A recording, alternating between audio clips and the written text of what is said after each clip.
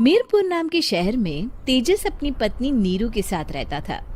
पति पत्नी दोनों ही नौकरी करते थे। एक दिन तेजस गांव अपनी माँ के पास फोन करता है। हेलो, प्रणाम माँ। जीते रहो माँ, तुम दादी बनने वाली हो हैं? अरे वाह, ठीक है बेटा, मैं कल ही आती हूँ। जब माँ जी शहर पहुंची तो बेटे बहू ने बहुत अच्छे से स्वागत किया। लीजिए माँ जी, चाय। अरे गर्मा गर्म पकोड़े ले आओ माँ के लिए। नीरू रसोई में गई और 2 मिनट में ही पकोड़े ले आई। जी ये लीजिए। बहू जादू से बनाए हैं क्या? अभी तो रसोई में गई थी। यम्मी।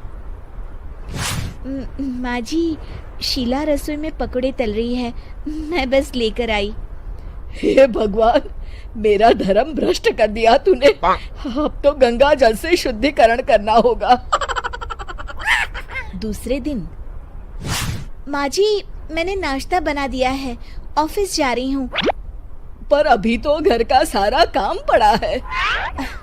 शीला आती ही होगी, झाड़ू पोछा बर्तन कपड़े वो सब कर लेगी। हमारे जमाने में घर का सारा काम हम ही करते थे। जी माँ जी, आप बहुत होशियार हैं, मैं घर ऑफिस दोनों नहीं संभाल पाती। तो जरूरत क्या है, घर से बाहर जाके भी घर का काम खुद करने से घर में बरकत आती है, समझी? पर माँ जी। पर वर कुछ नहीं, इस महीने की पगार मिले फिर ऑफिस बंद। हाँ। रात को नीरू तेजस से कहती है, सुनिए जी, माँ जी बोल रही थी कि मैं नौकरी छोड़ दूं। वैसे ठीक ही तो है, अभी तुम्हें आराम की जरूरत है। फिर भी आराम कहाँ, शीला को छुड़ाने के लिए बोल रही थी। तो अब 24 घंटे में इतना काम तो कर ही सकती हो। पर जॉब पसंद है मुझे, घर पर मन नहीं लगेगा।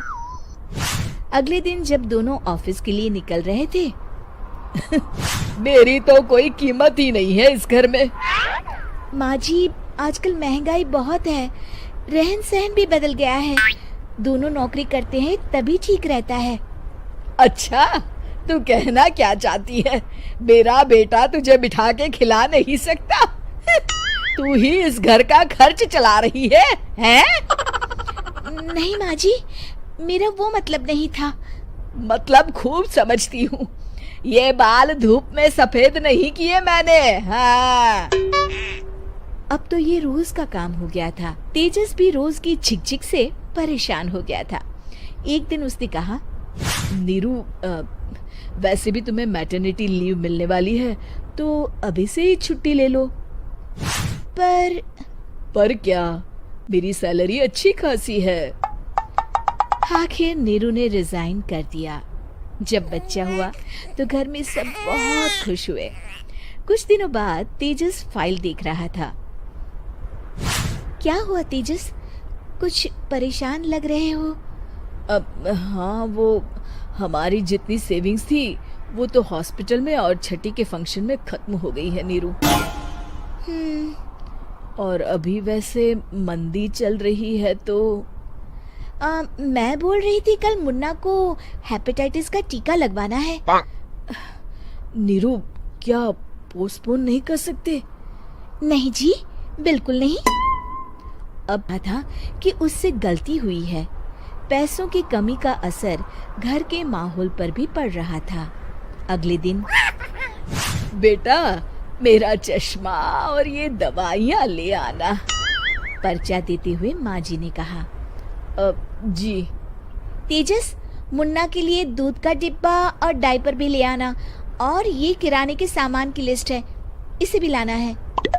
तेजस गुस्से में लिस्ट मरोड़कर फेंकता है और चिल्लाता है, पैसे क्या पेड़ पर उगते हैं? ये ले आना, वो ले आना। अरे पर ये जरूरत का सामान ही है। वो गुस्से में बिना कुछ कहे ऑफिस चला गया। अरे लंच तो ले जाइए। नीरू दौड़कर डिब्बा पकड़ाती है।